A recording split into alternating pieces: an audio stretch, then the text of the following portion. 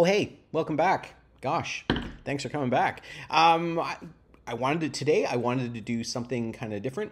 It's something I want to do with the new format is to take a look at some of my individual sets and you know talk my way through them, explain what some of the miniatures are, where the inspiration was for them. And today we're going to start off with the most recent sets, Grimdark Space, Space Trade Alliance. So I'll see you on the flip side. Arts games. Arts games. Arts games. Hoorah! Boom! Anyway, here we're back. So to this week, I wanted to take a look at the Grimdark Space Space Trade Alliance set. I put together a set that was inspired by sort of the Grimdark paper miniatures or Grimdark miniatures from the 80s and the 90s. I think there was this element of, cynicism that was in the 70s that led to a movie like Aliens, where you had this corporate power that was abusing their rights, that was, they were bigger than governments. The ship that was out there in Aliens, that wasn't run by, a government, that was run by a corporation. And the corporation was treating people really bad. It was treating people poorly. So there was this sense, I think, in science fiction in the 70s, well, not just in science fiction, but in society itself, right? Where there was a cynicism of, government and corporate intermingling.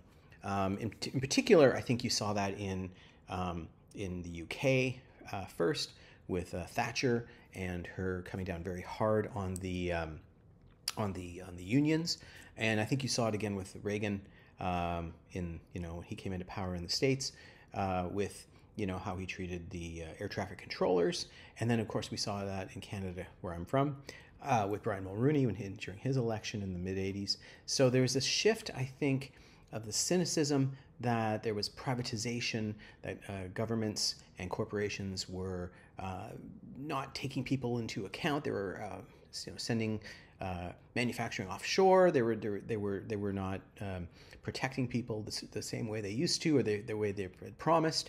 And so the public, I think, was sort of cynical, and this sort of rise of the corporation, became, especially the offshore corporation, became kind of a boogeyman for a lot of writers, in particular science fiction writers. So I think Alien and Aliens, those two movies, are very good examples of that grimdark space aesthetic.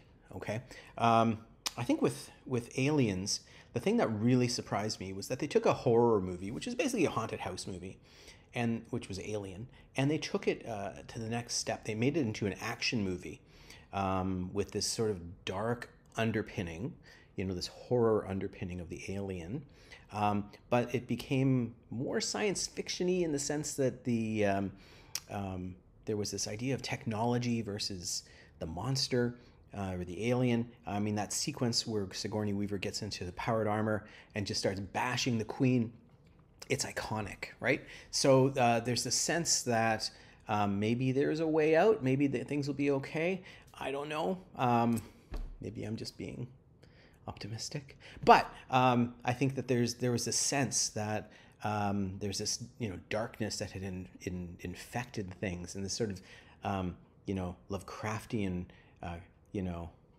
creeping doom that was underlying all things, came out of that. That era. And then when you got to the mid '80s, you started having this reflected in role-playing games like Paranoia, before that Call of Cthulhu. You had this sort of sense that there was this sickness inherent in the world, and the characters, the more they found out about it, the more difficult it became to live a life and just be normal. And I think that reflects very well upon what the real world was showing us at this time. So what I wanted to do was create a set of miniatures or paper miniatures that had this sensibility about them, this sort of grimdark space sensibility. So many cool games came out of that cynicism. I guess it's kind of like punk rock. If you like punk rock, it came out of the cynicism of the 70s. And I think we tend to deal with these feelings of hopelessness with art. And I think this was expressed quite clearly in the from the 80s to the 90s through the 90s in role-playing game, with this whole idea of space games or space-based games with this very dysfunctional hierarchy behind it. And so I wanted to bring some of that into this set. And so what I did was I kind of emulated some of the more, I guess, punk rock role-playing games that I was enjoying, like Morkborg and Orkborg. And so I took a cue from their color scheme and created these sort of Dayglow, miniatures that had this sort of Pepto-Bismol pink and a blue and a yellow and white, and that's it. And I really love these. These were so much fun. I got so excited about them, but I know that not everybody was excited about these as well. Like, they wanted to have miniatures that would match what they already had. But I thought, this is important. This, having this aesthetic was going to be an important aspect of what this set was all about. So I kept them. And when I was showing people this, I was also showing them the black and white version of the art. So even though that they had these, very bold colored, gaudy versions that, some people were just like, what? I can't use that on my tabletop. I provided a black and white version because I felt, that also fit the grimdark element, and it would look good on a table, and it would be almost noir, which is something else that, grimdark has lifted from. So I thought, yeah, okay, we'll have a black and white layer, as well as a regular set of layers like I normally would in any other set. That got a little crazy. That made a lot more work. I'm not saying it wasn't worth it. I think it was definitely worth it, but I don't think I can do that with every set. So I've decided that the grimdark sets are going to have this sort of neon, Dayglow feel, and the black and white, as well as the normal layer. So what I wanted to do is I wanted to go through the set. Most of my sets have about 12 miniatures on the front page and then 12 on the bonus, but these guys are chunky. They take up a lot of space, and jamming a whole bunch on one page is bad, especially if you're using a special cutting machine, because you're going to go outside, the boundaries, and it's not going to cut properly. So I had to kind of make a decision, and I thought I can make a few less miniatures in the actual set, and I think that's what I did. So I ended up doing 11 miniatures on the main page, and then I had a bonus page. Now, bonus pages have been a little controversial with my sets. Most people, when they get a set, you get the miniatures you pay for. I love bonus material. I love prizes and cereal, Cracker Jack's toys. I liked grab bags at bargain stores where you don't know what's inside, and you take them to the car, but for $1 you rip them apart and you see what you get. I liked collectible cards where you just open the packages to see what you get, and that's part of the fun to me, is that bonus feeling of I didn't pay for this, or I didn't know what I was paying for, but here's what I got. There's something exciting about that, and I wanted to kind of share that with my sets. A lot of people, when I started putting bonus pages out, sometimes I put like 2 whole sets in those pages, or 3 whole sets. They got a little mad. They got a little saucy because they didn't know what they were getting, and they didn't know what they're. I want to know what I'm paying for, but I think it just added value. I think it's just added value. So I keep putting them in. I let you know there's bonus stuff in there, but I don't say what it is. So let's take a look at some of the individual miniatures. We'll go through them pretty quickly here, but I wanted to kind of show you what's in this set. Okay, so that one miniature we took a look at, I'm going to get a better picture of her over here. Boop, over there. And here she is. she is fading. A very mysterious looking female trooper. She's got a hood and a cape, a very ratty cape. I mean, she's been around a bit. She's seen some action. She's very mysterious. The back, can't really see much. She's got this cape. Maybe she's a sniper. Maybe she's just really, maybe she's just a mystery lady. Maybe she's a individual bounty hunter wearing the corporate armor. But, she's got some sort of, bolter blaster gun that obviously shoots some sort of shell. Maybe a rail gun kind of thing. Anyway, she leads the set, and I think she's one of my most evocative miniatures in this set. I really like her. She really, I think, captures the spirit of the set really well. I have a female trooper, just a grunt, with their helmet, with the breathing apparatus, and some sort of other blaster that may be more of a carbine or rifle. I think she's kind of a cool looking miniature, very basic. You'll notice it they all have art on the back, of course, but I worked very hard to line up the backs and the fronts with these jump jets on the backs. Not jetpacks, unless you want them to be, but I picture them more of being able to jump from the ground to the top of a building, or slow your descent so you don't get turned into paste when you hit the ground. This third miniature in the set, she's got a very fun tank girl expression here with a shock of blue hair at the top. She's got a different kind of bolter, a bit chunkier, bit maybe more like that we saw in Aliens and Alien, I should say, or Aliens. I think with her, I was kind of at the point drawing the miniatures where I was thinking, I don't want them to be like soldiers. I want them to be a little more unique. So I varied up some of the weapons and armor and made it look a little different. Again, making the miniatures look different, I have these sort of characters that are maybe in these jackets, these yellow jackets. And in this case, she's got some sort of pistol and this coat with this sort of shoulder pads and this padded back. I kind of imagine that they are sort of maybe management types, and they are overseeing operations.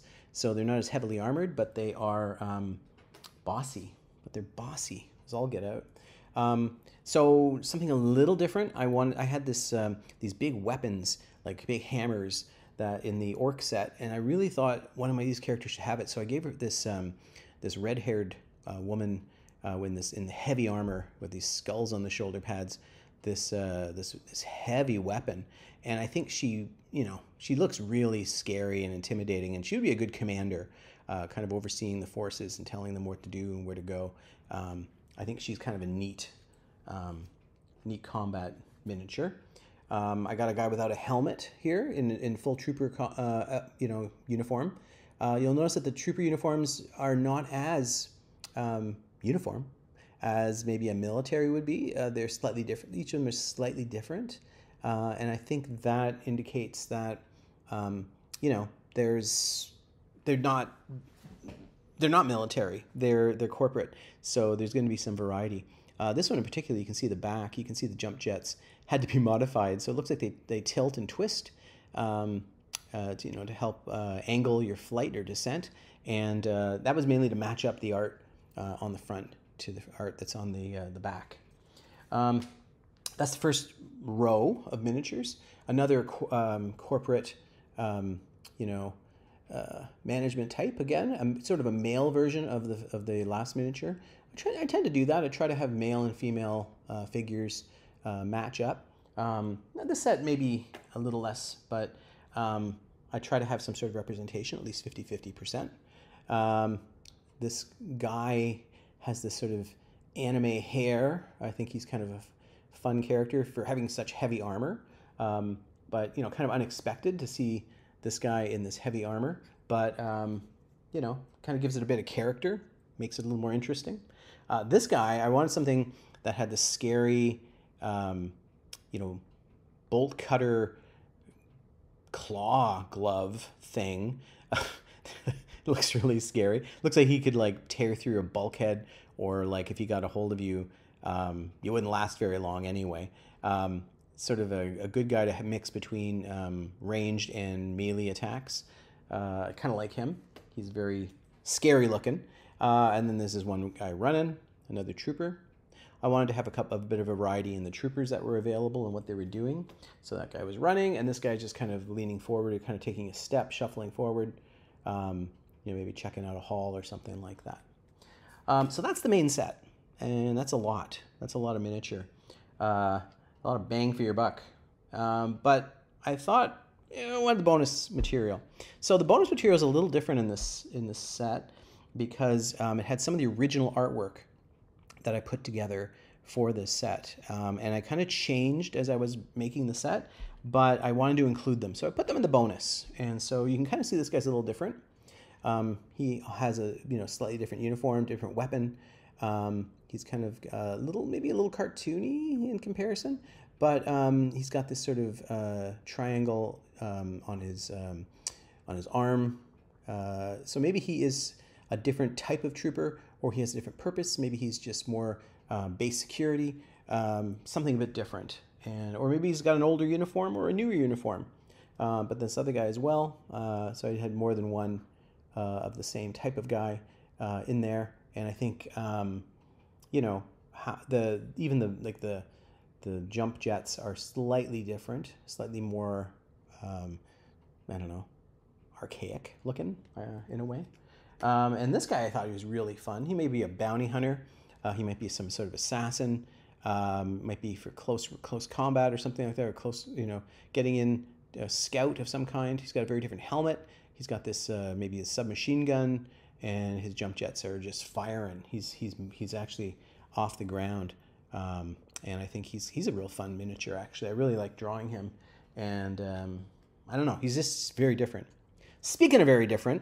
The next guy, he is, he's seen better days. He looks like a bit like a zombie guy. Maybe he's taken too many stims, and so he sort of bought it many episodes ago, but he's still kicking around. But they don't trust to give him a blaster, so they give him this like chainsword, which he's really good with. So I like this guy. He's got a lot of character. He seems really scary. I wouldn't want to see him coming after me. Then another trooper with a different kind of blaster. Okay, so just kind of adding to that. I gave some of these troopers. I made them a little chunkier. Give them heavier armor. Maybe they are for different jobs, or maybe that's just the way they are. Another sort of management guy. This guy I really like. I like the body language on this one. Maybe he's seen something in the corner or something he doesn't like. Maybe, he's seen this guy. Maybe he doesn't like the looks of that guy. So he's going to try and defend himself. I don't know. Another trooper, this time a female, grunt. Another female grunt kind of running around the battlefield. Slightly different body language, which I always think is important. I have this guy who seems to be some sort of maybe Wolverine. I don't know. So maybe a scientist. Maybe he's an artist. I don't know. Maybe he's a shareholder. Anyway, he's got this heavier weapon here than the other management does. So maybe he's a senior manager. I don't know. But he's got these funky goggles and a shock of white hair, which is always kind of fun. And then finally, another big chunky guy, but I gave him a different look, kind of a flash of orange hair there, kind of match what I had for the commander. I think he's kind of an interesting looking trooper. And again, that's the whole thing. I wanted to make these guys have character, be slightly unique. Everybody's a little different from everybody else. It's not a military set, it's a corporate set, so there is some variety in the miniatures as well. So that's it. I probably went way over what I was going to do to talk about them, but I also want to do this with other sets as well. I think you should know what you're getting into. I want to do a set I just recently put out in the past month, and I'm going to do this again. I'll probably take a look at some older sets as we go along and kind of express what they are and maybe tell a little bit of backstory behind them. I really haven't had a chance to play with this set yet. I've got a couple ideas what I want to do with them, but I think, it's not for the faint of heart. It's not for the faint of heart at all. All right. If you have any questions, let me know in the comments. Don't forget to like and subscribe and share this video with somebody you know that likes science fiction miniatures and grimdark science fiction, or just paper miniatures in general, or role-playing games. And there's always a couple of links that show up here, so make sure you click on some of the other videos. Again, don't forget to like and subscribe. Send your friends my way. There's more to come, and I'm very excited about presenting them for you. So let me know what you want to see. Okay, take care. Thanks for watching, and I'll see you next time. Toodle.